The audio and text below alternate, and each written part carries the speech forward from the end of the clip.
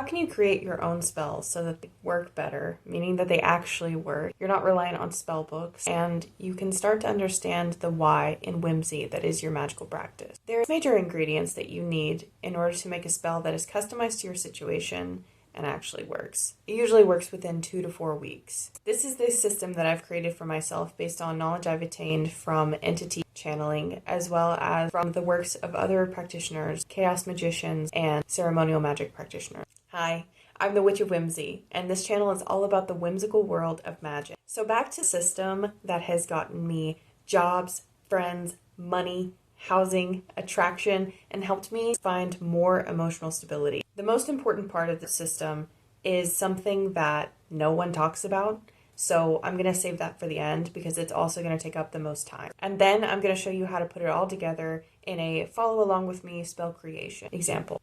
The first part is the thing everyone and their mama talks about, intention. Intention is the energy and orders you give to the spell.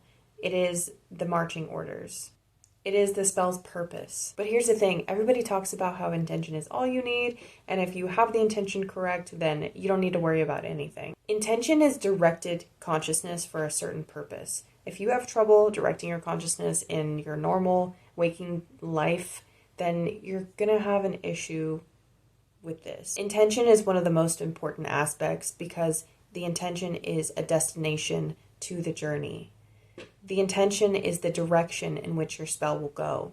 It's the intended change you wish to bring about with your working. When we say intention in witchcraft, we're talking about both your goal and how you word that. Without any intention, the ritual will have outcomes that are outside of your control, and that can mean nothing will happen, and it can mean something unexpected will happen. How I draft my intention is I think about what I want to have happen, and then I think about describing it in a way that it sounds like it already happened. I make sure to avoid any negative words like no, not, don't, doesn't, won't. Being extremely precise in my verbiage. It's really important to be concise and use as little words as possible to make sure that the meaning is clear. And I use the language that I speak because I want to have a better grasp of what I'm asking for. The way in which we communicate our intention is the next point. This can be through different means. We can communicate that through symbolism, language, action, correspondence, or all of these at once. Personally, I like to stack the different ways to communicate so that I can get as close to the exact meaning that I want to communicate with the universe. For example, if I say that I want to get $1,000, but I can't connect those words to the meaning and reality of getting a real $1,000 in my real hand or real bank account, it's not going to work really well. With intention, you have to mentally intend for the outcome to be completed. Speaking of money magic, if you want to learn more about money magic, let me know in the comments below. I want to make more videos about it, but I'm just not really sure where to start. So let me know what you would most like to hear or learn about first. Back to correspondences, the language of the universe. The most popular way to speak to the universe using correspondences and symbolism is through sympathetic magic. Sympathetic magic is when you tie one thing to another thing so that a change in one will cause a change in the other. Usually this has to do with a model version of the situation you would like to affect. Within the ritual, a change is made to the model, and through the completion of the other steps in the magical working, a change will be made to the situation in the real world. As an aside, this aspect is the main thing that makes magic different from the law of attraction, law of assumption, and modern manifestation things. Back to sympathetic magic. Creating a model of your situation can be done through different means. My favorite is using Nordic runes and iconic symbolism. You can also use the correspondences of planets, colors, items, herbs, crystals, and even the days of the week or planetary timing. Try to describe all the important aspects of your intention with the symbolism. This is a powerful way of being extra clear on your intention because symbolism and correspondences are the language of the universe. Everything in your spell should have a reason that is related to the effect that you wish your spell to have. Please get creative with this. To practice, you can even get a spell from a spell book or online and pick it apart. Try to find the reason for each part of the spell in relation to the spell's intended outcome. This is a great interactive way to learn your correspondences. Up until this point, we have been preparing our items and our direction. The next step is to choose how you would like to implement the ritual. We are going to choose the avenue through which we transmute the energy of what we have with what we want to have be, or see happen. Transmutation is the change of an energy from one type to another. In witchcraft, we use certain items, rituals, and concepts in order to convert our intention into a real-world effect. One of the most common items for this is a candle and flame. Other common examples of transmutation are burying, being carried off with a natural water source, using the wind to carry something off, flushing something down a toilet, letting it drain in the tub, and of course, sleep and dreams. You can pick whichever method that is most suitable to your situation and intention. The key is that the items that you use in your ritual are taken away, burned, or changed forever through the transmutation avenue that you choose. Make sure that the way you choose to transmute makes sense for your intention. Remember, everything is symbolic, and everything adds to the message that we're sending to the universe. Like, you wouldn't add chocolate to a vanilla cake if it was just supposed to be vanilla. Obviously, whenever you add chocolate to a vanilla cake, it turns into a chocolate cake. Don't lose the plot. Remember your goal. Not everything is a jar spell. In fact, most things are not a jar spell. The steps before are pretty simple and straightforward. Most of witchcraft takes skill that can be learned through practice. The next step is something that a lot of people have trouble with. But the good news is that you get way better over time and with practice. There are some people that are naturally good at this, but that does not mean that they are a natural witch or that they're better than anyone or that they even know anything more than anyone else. It's like being born tall.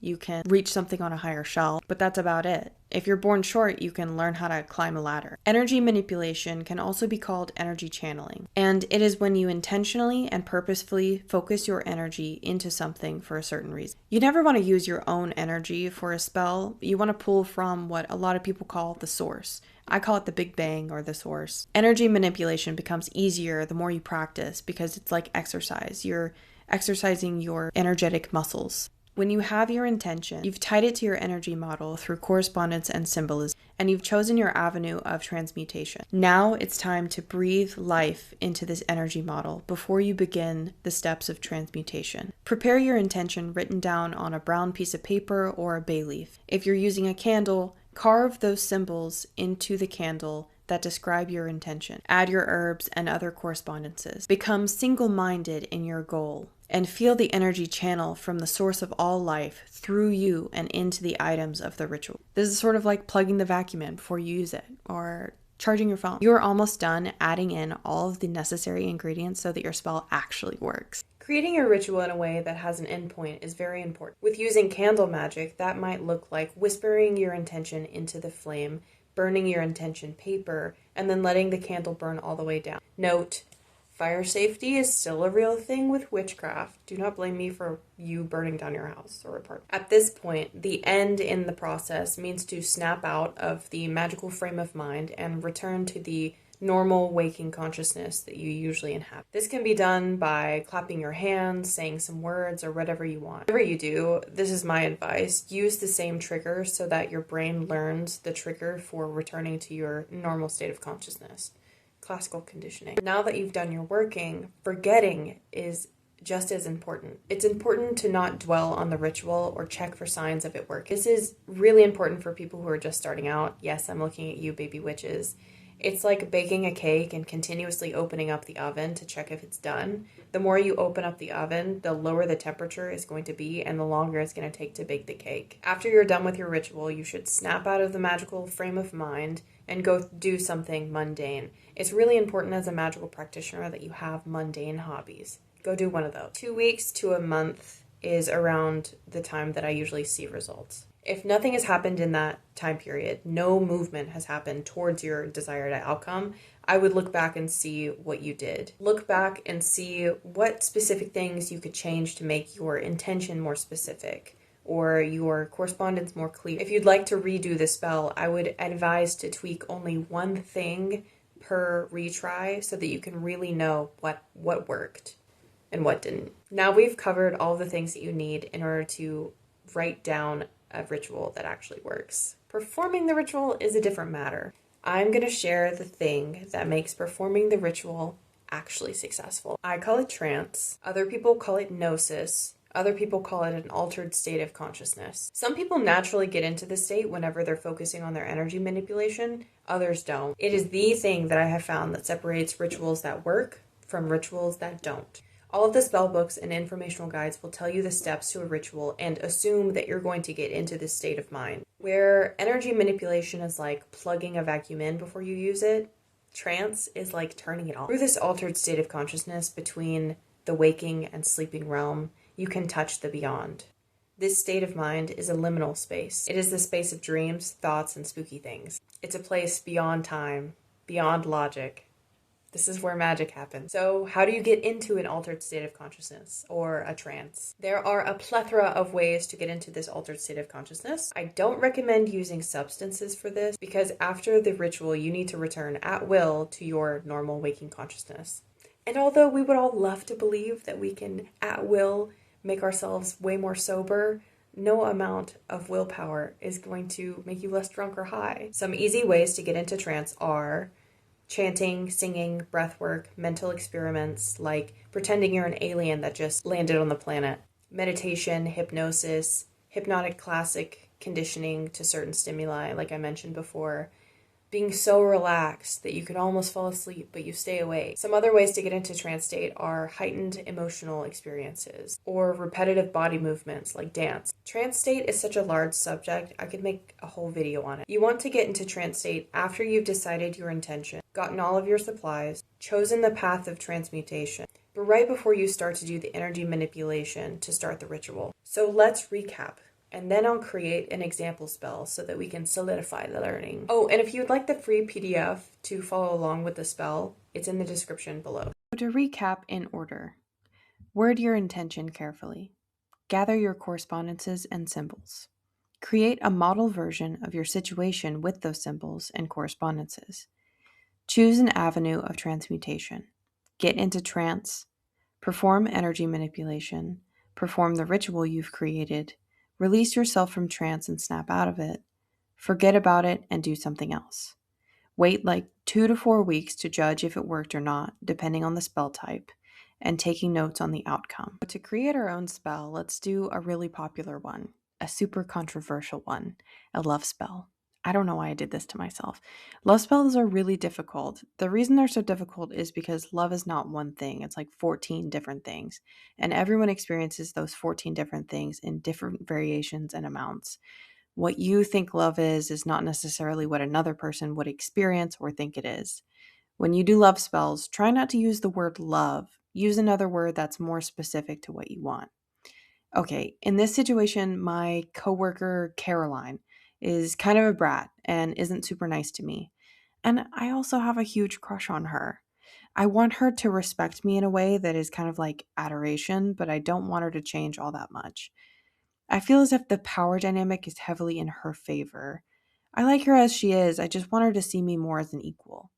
Maybe in the future I'll do a different spell to spice things up between us and see if there's more chemistry, but for now, I'll set the stage for a more equal exchange. So if we're going by the formula, my intention is Caroline respects me as an equal. My symbols are Gebo for cooperation and reciprocation, Ewaz for partnership, Sowillo for fast success, and the herbs I'll use are passion flower for relaxation and strong emotions, basil for kindness, rose for tenderness. I will use candle magic as my transmutation. I will write her name on the candle, and because I'm performing the ritual, I don't have to write my own name as well. But if I were to do this for someone else, I'd write their names too. I put the symbols on the candle and the herbs around it. I have a plan that I'll go watch, Game of Thrones, and I'll make dinner after I do the spell so I can think of something else. Now I will get into trance by imagining I'm an alien that just got onto the planet and I'm doing some breath exercises. Then I will perform the ritual, end the ritual, and go make dinner and watch TV. Thank you so much for watching. I hope this helped you become less dependent on spellbooks and other witchcraft internet creators. I hope that all of you are incredibly empowered in your practice, and I look forward to seeing you in the next video. If you have any thoughts, questions, concerns, or anything you'd like to even share, just put it in the comments. I love to read it. Let's create a community of practitioners that are thoughtful, kind, and ready to make real change in our lives and in the lives of people we love. Until next time, it's been the Witch of Whimsy. Have a responsible, whimsical day.